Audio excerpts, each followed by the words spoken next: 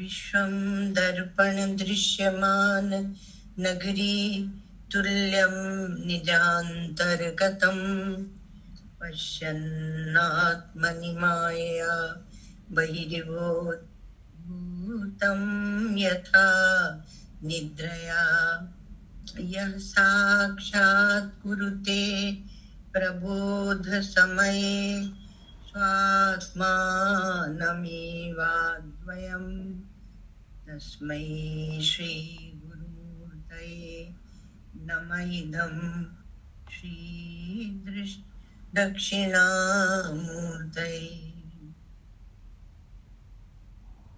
संभोगे विप्रलम्भे निरुभयमभयं भाति भूपो रसानां विक्षेपे वा समाधौ विहरण निपुणा ब्रह्म विद्यैव नूनम् इत्थं लोकैरशोकैरनुपदमधिकं भाव्यमानो वधूत श्री पूर्णानन्दतीर्थ पथि पथि पथिकान् नन्दयन् वं भ्रमीति अखण्डानन्द संबोध मूर्तये ब्रह्ममूर्तये सुधास्मित समाश्लिष्ट नेत्रान्त स्फूर्तये नमः।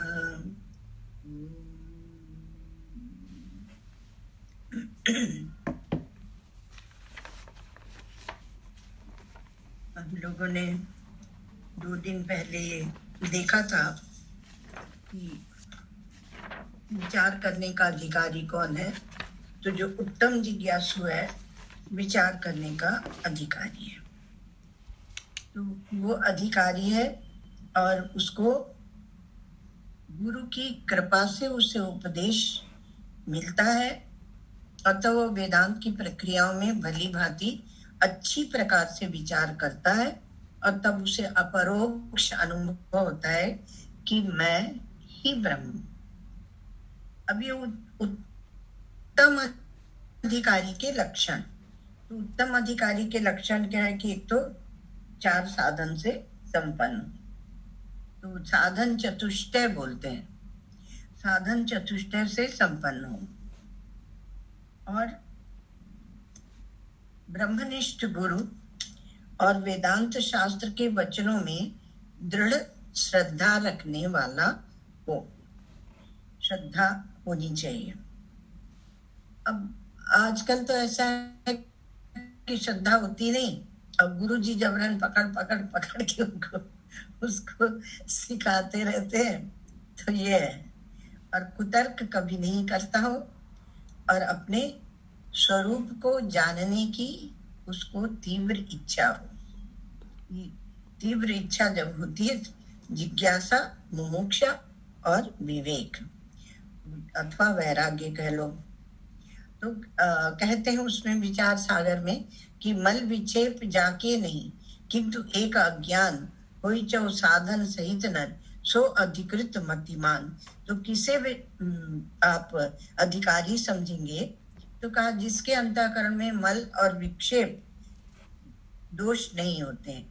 मल और विक्षेप दोष नहीं होते हैं, इसका अर्थ है कि उसके जीवन में धर्म है, उसके जीवन में उपासना है, उसके जीवन में एक बड़ी समझ है, विवेक है, और पर उसको अपने स्वरूप का भी अज्ञान है। किंतु एक अज्ञान है अभी, वो अपने आप को नहीं जानता है कि मैं कौन हूँ और इसलिए बहुत दुखी रहता है। जैसे कि छांदोग्य में बताया कि नारद जी कहते हैं मैंने सब विद्या पढ़ ली है पर सोहम भगवो शोचामी, क्योंकि मुझे अपने स्वरूप का ज्ञान नहीं हुआ इसलिए मैं दुखी रहता हूँ। तो ऐसा मल और विक्षेप नहीं है किंतु अज्ञान है और उसके कारण अध्यात्म, अधिभूत और अधिदैव तीनों प्रकार के ताप से, दुख से वह दुखी रहता है। आप ऐसे नहीं समझिए कि जो संसारी सुख दुख होते हैं वो संसारी सुख दुखी दुख होते हैं, क्योंकि लोगों को जो बाह्य स्थूल दुख है उसी को दुख मानते हैं, किंतु जो सत्य की खोज कर रहा होता है तो उसको अपने अंदर अपनी नासमझी की, अज्ञान की भी पीड़ा होती है, दुख होता है, और जिज्ञासा की भी पीड़ा होती है। वो जानना चाहता है कि सत्य क्या है, तो इसका भी एक दुख होता है। तो इसमें जो कहा गया कि अध्यात्म, अधिभूत, अधिदैव, ये ताप से वो दुखी है, अर्थात वो ये जानता है कि जब तक मैं अपने स्वरूप को नहीं जानूंगा तब तक ये ताप मुझे सताते रहेंगे, इनकी ओर दृष्टि जाती रहेगी, ये बाधित नहीं होंगे, ये शांत नहीं होंगे, इनका निराकरण नहीं होगा। तो इसलिए और होई चौ साधन सहित न, और विवेक, वैराग्य, संपत्ति और मुमुक्षा, इनसे युक्त होकर वह पुरुष जो है वह बुद्धिमान पुरुष है। वो छोटी मोटी चीज नहीं चाहता, वह बड़ी वस्तु चाहता है, इसलिए दुख भी उसका उसी भूमिका का है, सूक्ष्म भूमिका का है। उसको उत्तम अधिकारी जानना चाहिए, बाहर से उसको कुछ लेना देना नहीं है। तो जो मल विक्षेप और आवरण दोष है अंतःकरण के, तो मन में क्या था, काम, क्रोध, लोभ, मोह आदि, ये सब मल दोष है। और इनका ये काम, क्रोध, लोभ, इनके ये क्यों आते, पूर्व जन्म के पाप से आते। तो पाप के कारण ये दोष आते, और ये दोष पाप के कारण, अथवा कहो कि मूल में अविद्या बैठी हुई है, तो अविद्या के कारण ये दोष आते हैं। तो ये इसको बोलते हैं मल। ये कष्ट देने वाले हैं। हमारे श्री महाराज जी कहते हैं कि कसा हुआ ये मल है, कश मल, जो भगवान गीता में अर्जुन को कुतस्त्वा कश्मलमिदं विषमे समुपस्थितम बोलते हैं ना।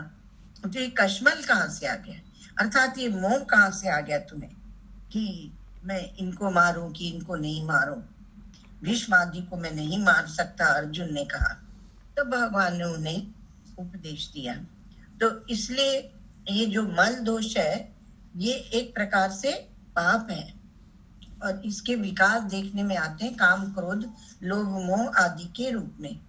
और दूसरा क्या है, कहा विक्षेप। तो विक्षेप क्या है कि जब आप शांत होकर बैठते हैं और चित्त को एकाग्र करने जाते हैं तो बैठता नहीं मन, इधर उधर दूर दूर भागता रहता है। तो ये मन की जो चंचलता है, जो एक जगह एकाग्र नहीं होना है, इसी को कहते हैं विक्षेप। और तीसरा जो दोष है वह सूक्ष्म है, जिसके ऊपर हम लोग थोड़ा सा विचार करके आए हैं, वह है आवरण। तो ये आवरण क्या है कि वस्तु है, हमें श्रद्धा है कि वस्तु है, पर उसका अनुभव हम नहीं कर पा रहे, उस आत्म तत्व का अनुभव हम नहीं कर पा रहे। तो वस्तु का जो भान नहीं होना है, उसका अनुभूति नहीं होनी है, उसी को बोलते हैं अज्ञान, और वो अज्ञान ही आवरण है। तो ये आवरण जो दोष है, तो इसका हम लोगों ने पहले देखा कि असत्वा पादक आवरण और अभाना पादक आवरण। तो असत्वा पादक आवरण की सत्य या परमात्मा है ही नहीं, वो हट चुका है, तब उसको जिज्ञासा होती है। अच्छा, तो फिर तो वो जानते ही होगा, जब ऐसी बात है तो जानते ही होगा। तो कहा कि देखो ये एक ऐसी स्थिति है कि जहाँ कुछ तो वो जानता है लेकिन पूरी तरह से नहीं जानता, इसलिए वह जानना चाहता है। तो भगवान की जब कथाएं आती हैं तो उसमें ऐसे आता है कि भगवान को थोड़ा सा जाना है पर पूरी तरह से जाना नहीं है, तो भगवान का उसको विरह होता है। तो ये आवरण है। तो इसका क्या कैसे दूर करें? तो कहा निष्काम कर्म जब आप करते हैं तो मल दोष की निवृत्ति हो जाती है, उसी से होती है और किसी उपाय से नहीं होती। तो जब तक अशुभ वासनाएं मालूम पड़ती हैं अपने अंदर, तब तक निष्काम कर्म या धर्म का अनुष्ठान भी करना चाहिए। एक बात। दूसरी बात है कि ये हुआ मल दोष के लिए। शास्त्र में विक्षेप दोष की निवृत्ति के लिए शास्त्र में जो उपासनाएं बताई हैं वो करनी चाहिए। उससे क्या है कि अभी हम अपने इच्छाओं की निवृत्ति के लिए दुनिया भर के काम करते हैं, और तब हम केवल ईश्वर को देखकर उपासना में, और ईश्वर को देखकर और उनसे अपने दुख की बात कहते हैं और वो उसे निवृत्त करें, ऐसे हम चाहते हैं। तो विक्षेप जो दोष है वो उपासना से निवृत्त होता है और मन वहां स्थिर हो जाता है। एक बात हुई। और दूसरी बात है कि उपासना से आसक्ति की भी निवृत्ति होती है। जो हमारी आदत पड़ी हुई है कि इसमें बहुत सी चीजों में हमने मन को फंसा रखा है, उसकी निवृत्ति भी उपासना से होती है। वासना की निवृत्ति उपासना से होती है। अज्ञान की निवृत्ति ज्ञान से होती है। तो तृतीय जो आवरण दोष है वो अज्ञान है, उसकी निवृत्ति होती है ज्ञान से या विचार से। अब ये ज्ञान के साधन में जब हम चल रहे हैं तो वहां पहले कहा कि बहिरंग साधन तो आ जाए, तो क्या है? कहा विवेक, वैराग्य, समाधि, षट संपत्ति और मोक्षता, ये 4 साधन है, मोक्षा भी कहते हैं। तो विवेक क्या है? तो जब वह यह ढूंढने जाता है, साधक यह ढूंढने जाता है कि कौन सी वस्तु हमेशा रहती है और कौन सी बदल जाती है, हमसे अलग होती है और परिवर्तित होती रहती है, तो ऐसे करके जब वो विभाजन करता है तो उसको कहते हैं विवेक। तो उपनिषद में कहा परीक्ष्य लोकान कर्मचितान ब्राह्मणो निर्वेदमाया नास्ति अकृत कृतेन। जब उसने देखा कि लोग यहाँ कर्म करते हैं सुख पाने के लिए, लेकिन होता यह है कि और तरह की इच्छाओं में वो फंस जाता है, तो इसलिए वह उसे ये होता है कि कर्म से मोक्ष की प्राप्ति नहीं हो सकती। कर्म से और संस्कार बढ़ते हैं, चित्त में वासनाएं बढ़ती हैं, इच्छाएं बढ़ती हैं और संसार में वो फंसता चला जाता है। तो इससे वो उसको ये समझ में आता है कि जो अनित्य वस्तु है उनकी कामना करनी ही नहीं चाहिए, क्योंकि अनित्य से क्या है? आपका वियोग अवश्य भावी अवश्य होगा। और ऐसा नहीं कि बाहर से ही वह व्यक्ति, वस्तु, परिस्थिति वो चली जाएगी, इतना ही नहीं, पर आपका मन भी उब जाता है। जैसे किसी को रसगुल्ला अच्छा लगता है, अब वो रसगुल्ला खाता है, फिर उसका मन उब जाता है। तो आप जब उसके पास रसगुल्ला ले जाएंगे तो कहेगा हाँ पहले पसंद था हमें, अब नहीं। पहले हम इमली खाते थे हाथ में नमक लेके, लड़कियां बहुत खाती है हाथ में नमक लेके, और इमली के पेड़ के नीचे इमली बीन के और नमक में डाल के खाती है। अब थोड़ी उम्र बढ़ती है तो इमली नहीं अच्छी लगती, और उम्र बढ़ती है तो दूर से देख के छूते भी नहीं है। क्यों? क्योंकि दांत खट्टे हो जाएंगे, फिर कुछ खा नहीं सकेंगे। तो ऐसा ही नहीं है कि पसंद नापसंद बदल जाती है, पर इंद्रियां साथ नहीं देती, मन साथ नहीं देता। इसलिए पहले से विवेक कर लो कि कौन सी वस्तु हमारी है और कौन सी वस्तु जो हमेशा रहने वाली। इसलिए समझदार तो होते हैं भक्त। तो भक्त कहते हैं कि हम तो अपना मन को भगवान में लगा के रखेंगे।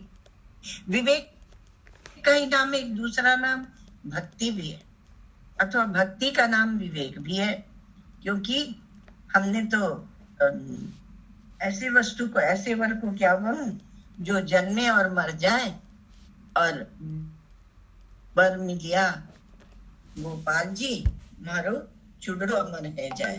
तो ऐसे को क्यों ना मैं अपना बनाऊं जो हमेशा मेरे साथ रहता है। मारा जन्म मरण रा साथी तने नहीं बिसरूं दिन राती। तो आत्मा वो नित्य है और बाकी सब अनित्य है। तो इस प्रकार का विवेक जो है वो जो शास्त्र का अभ्यास करते हैं या पंडित है, विद्वान है, उनको भी होता है, किंतु टिकता नहीं है उनका विवेक। क्यों? क्योंकि निष्काम कर्म, उपासना, इसके द्वारा उन्होंने अपने चित्त को शुद्ध नहीं किया है और एकाग्र नहीं किया है। तो इसलिए अंतःकरण में जो विवेक उपजता है तो वह ऐसे ही थोड़ी देर आभास मात्र होके उसको विवेकाभास भी बोलते हैं या वैराग्याभास भी बोलते हैं। आभास, वैराग्य का आभास, विवेक का आभास दिखता है। जैसे कि आप सूखी भूमि पर जब समुद्र के किनारे गए और कहा यहाँ तो बहुत जमीन है, यहाँ हम लोग वृक्ष लगा देते हैं, पर वो वृक्ष उगता नहीं है क्योंकि वो खार वाली भूमि है, सूखी भूमि है। तो वो दिखता है, थोड़े दिन में सूख जाता है। उसी प्रकार से जो विवेक है, तो बहुत पंडित है, विद्वान है, और महाराज किसी किसी को बहुत बोलने की आदत होती है तो बोलेंगे खूब। वो कहेंगे कि भाई ये तो शरीर है, ये तो नश्वर है और भगवान का भजन करना चाहिए, और लेकिन स्वयं भी नहीं करेंगे और दूसरे को भी जो भजन करना है उसे भी समझेंगे भी नहीं। तो बड़ी भारी माया है, लीला ऐसी है कि वो बोलते हैं कि कबीरदास बोलते हैं कि सबके पीछे लगी हुई है ये माया, सभी के पीछे लगी हुई है। तो जैसे जहां जल नहीं है वहां सूख जाता है, इसलिए एक शब्द भक्ति और यहाँ ले आए, इसलिए कि भक्ति में एक रस होता है, एक स्निग्धता होती है। तो जब आपका विवेक है पर उसमें वैराग्य का फल नहीं लगता है। विवेक के बाद दूसरा है वैराग्य। और कहीं कहीं तो ये भी कहते हैं हमारे वेदांतों में कि जो विवेक है वही वैराग्य है। क्योंकि यदि आपने विवेक कर लिया कि इससे हमें कोई लाभ होने वाला नहीं, हम इसको ज्यों का त्यों छोड़ते हैं, तो वो जो उसको छोड़ने की शक्ति पैदा हुई वह कहाँ से पैदा हुई? जो हमने विवेक किया और फिर विवेक करके उस विवेक से ही त्याग की शक्ति आई। तो ये त्याग की जो शक्ति है उसी को बोलते हैं वैराग्य। और वैराग्य की शक्ति होना वेदांतों में बहुत आवश्यक मानते हैं, क्योंकि यदि आप दुनिया भर के कचरे को छोड़ेंगे नहीं, उसका विचार करते ही रहेंगे, तो आपको विचार करने का समय कब मिलेगा? नहीं? अब तो भी एक चमची के लिए, एक कटोरी के लिए लड़ रहे हैं, ना काम चला लो। बहुत बड़ा चम्मच तो ये हाथ के रूप में भगवान ने स्वयं दिया है, इसी से काम चला लो। तो कहा कि नहीं, हमें ये भी चाहिए, ये भी चाहिए। तो अनित्य वस्तुओं में जो अपने दिमाग को लगाए रहते हैं और उसी में घूमते रहते हैं, अर्थात उसी के का चिंतन करते रहते हैं, तो उनको फिर वैराग्य नहीं होता है। इसलिए वो विवेक उनका बेकार जाता है। और भगवान शंकराचार्य, भगवान भाष्यकार, तो बोलते हैं समाधि जो षट संपत्ति है कि मरौ सलिलवत् तत्र समाधे भासमानता। तो बिना मतलब कि वो दिखते रहते हैं, वो हमारे जीवन में कोई फल नहीं ला सकते। ये साधन चतुष्टय ऐसा है कि वैराग्य, वेदांत इसमें वैराग्य और मुमुक्षा दो मुख्य बात है। तो वैराग्य में क्या है कि वो उसको भोग की इच्छा नहीं रह जाती। यहाँ से, इस लोक से लेकर और पर है, उनकी इच्छा उसको नहीं रह जाती। क्यों? क्योंकि विवेक इतना जागृत हो गया कि उसको लगता है कि ये सब अब इसमें यदि ये नष्ट ही होना है तो हम क्यों इसमें लगे हुए। श्री राम ऐसे ही प्रश्न वशिष्ठ जी से योग वासिष्ठ में पूछते हैं कि हम लोग क्यों इतने प्रकार का भोजन बनाते हैं और खाते हैं, जबकि देह नश्वर, तो शरीर निर्वाह के लिए बहुत कम लगता है। थोड़ा सा कुछ भी बना के और खा लेना चाहिए, दिन रात इसी में ही दिमाग नहीं लगाना चाहिए कि ये बनाना है कि वो बनाना है, और कठिन कठिन जितना बनाएंगे उतना ही अच्छा है, तो ऐसा नहीं है। तो ये वैराग्य की बात हुई कि जैसे कहा कि मैं करो मन हरि सो जोड़ो, तो हरि सो जोड़ो ये तो हुआ विवेक, कि हमने अपने मन को संसारी वस्तुओं में न लगाकर भगवान में लगाया। और हरि सो जोड़ी सबन सो तोड़ो, और हरि से जब जुड़ गया तो दूसरे सबसे तोड़ दिया, इसको बोलते हैं वैराग्य। तो ये अपने आप उत्तरोत्तर स्थिति आती है, विवेक वैराग्य आदि की स्थिति अपने आप आती है। विवेक यदि आपको स्पष्ट है तो वैराग्य आएगा ही, और वैराग्य के फल के रूप में 6 संपत्ति आती है। तो ये जो 6 संपत्ति है, वेदांत इन्हीं को लक्ष्मी मानता है। ये आंतरिक लक्ष्मी है, ये आंतरिक धन है, संपत्ति है आपकी। तो शम आदि जो 6 साधन है, शम, दम, श्रद्धा, समाधान, उपरति और तितिक्षा, तो ये कैसे चलते हैं? तो शम क्या है कि जो विषय है उनसे आपके अंदर जो विषयों की वासना आती है उससे अपने मन को रोक लेना, शांति, शम माने शांति, वो शम है। और दम क्या है? तो इंद्रियों को रोक लेना, वो दम है, दमन बोलते हैं ना, तो इंद्रियों को रोक लेना वो दम है। तो ये रोक लेना कैसे होगा? तो कहा कि ऐसा भी कह सकते हैं आप कि शम का अर्थ है कि आपके मन के विकारों की शांति, और दम का अर्थ है कि इंद्रिय के विषयों की शांति। और श्रद्धा, तो श्रद्धा कहा कि गुरु और वेद वचन जो कहते हैं वो सत्य ही है, ऐसा विश्वास करना, उसे कहते हैं श्रद्धा। और उपराम, उपरति, तो उपरति में क्या है कि आपने विषयों को छोड़ दिया, क्योंकि आपने समझ लिया कि इनकी कोई कीमत नहीं है, किंतु बार बार पूर्व के अभ्यास से वो बार बार आपके पास आ जाते हैं। तो ऐसे विषयों की इच्छा नहीं करनी, उनके लिए कर्म भी नहीं करना, उसको बोलते हैं उपरति। तो उपरति, फिर समाधान,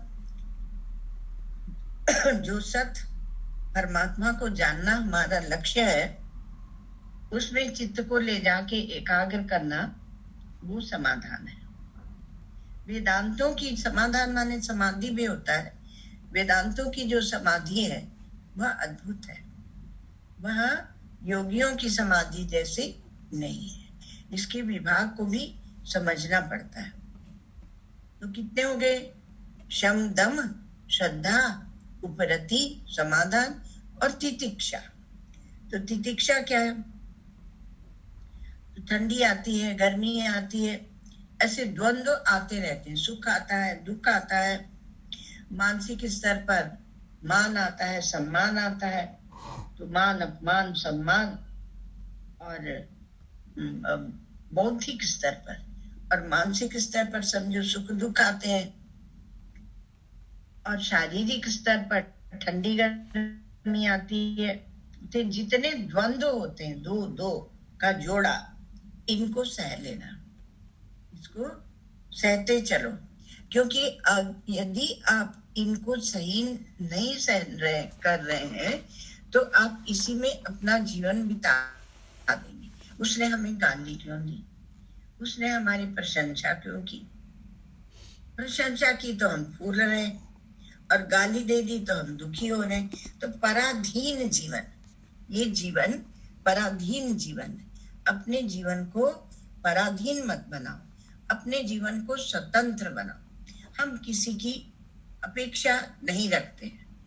पूरे हैं वही लोग जो हर हाल में खुश हैं, जो हर स्थिति में, हर परिस्थिति में खुश रहते हैं, वही पूर्णता को प्राप्त करते हैं। तो हमें अपनी एकाग्रता बढ़ानी है। हम अपनी एकाग्रता तो बढ़ा लें ना, लेकिन क्या है, बाहर का कोई एक कंडीशन हम रख देते हैं कि वो काम जब हो जाएगा तब हम ये काम कर लेंगे। तो उसके ऊपर मत रखो, दूसरे के ऊपर डिपेंड मत कीजिए कि जब वो उसका स्वभाव ठीक हो जाएगा तब हम गुस्सा करना छोड़ देंगे। अब उसका स्वभाव ठीक होना हो और तुम तो कर करके अपना दिल क्यों जला रहे हो? जिस दिल में भगवान को बैठना चाहिए, सत्य को, परमात्मा को बैठना चाहिए, उसमें माया के प्रभाव से आप दुनिया को अपने अंदर बिठा रहे हैं। इसलिए तितिक्षा क्या है? सहते चलो, कोई प्रतिक्रिया, सहनम सर्व दुखानाम अप्रतिकार पूर्वकम। भगवान शंकराचार्य, चिंता विलाप रहितम सा तितिक्षा निगद्यते। सब दुखों को सहन करो और कोई प्रतिकार मत करो। क्या नहीं होना चाहिए?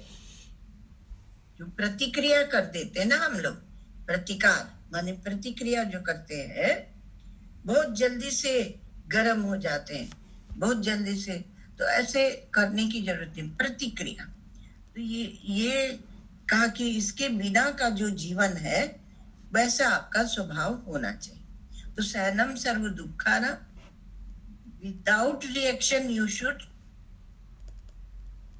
उसको सहना, मतलब फोरबियर, उसको सह लो। और चिंता विलाप रहितम का सह तो लेते हैं, लेकिन जो आता है उसी को बताते हैं, अरे हमने कितने कितने दुख सहे हैं, आपको क्या पता। हमारे माताओं की खास आदत होती है, हमारे पति ऐसे थे, हमारे ससुर जी ऐसे थे, हमारी सास ऐसी थी, और ननद की तो बात ही नहीं थी, और हम सहते थे। तो सहते क्या थे? अभी तक तो विलाप कर रहे हो। तो तुमने इसलिए भाष्यकार भगवान कहते हैं रहितम, पीछे की बात की चिंता, आगे की चिंता नहीं करो, तब उसको बोलते हैं तितिक्षा। तो तितिक्षा में क्या है? एक तेजस्वीता है। तिज धातु से तितिक्षा शब्द, जैसे जैसे आते हैं वैसे आपके अंदर एक ओजस्विता, एक तेजस्वी प्रकट होती जाती है। तो ये आपकी तितिक्षा, इनकी और चर्चा हम लोग अलग क्रम से करेंगे। कल हम उसमें होंगे, ट्रेन में होंगे, तो यदि लग जाएगा तो कर लेंगे चर्चा हम लोग, देखते हैं। ओम सर्वे भवन्तु सुखिनः, सर्वे सन्तु निरामयाः, सर्वे भद्राणि पश्यन्तु, मा कश्चित् दुःखभाग् भवेत्। असतो मा सद्गमय, तमसो मा ज्योतिर्गमय, मृत्योर्मामृतं गमय। ॐ पूर्णमदः पूर्णमिदं पूर्णात् पूर्णमुदच्यते, पूर्णस्य पूर्णमादाय पूर्णमेवावशिष्यते। शांति।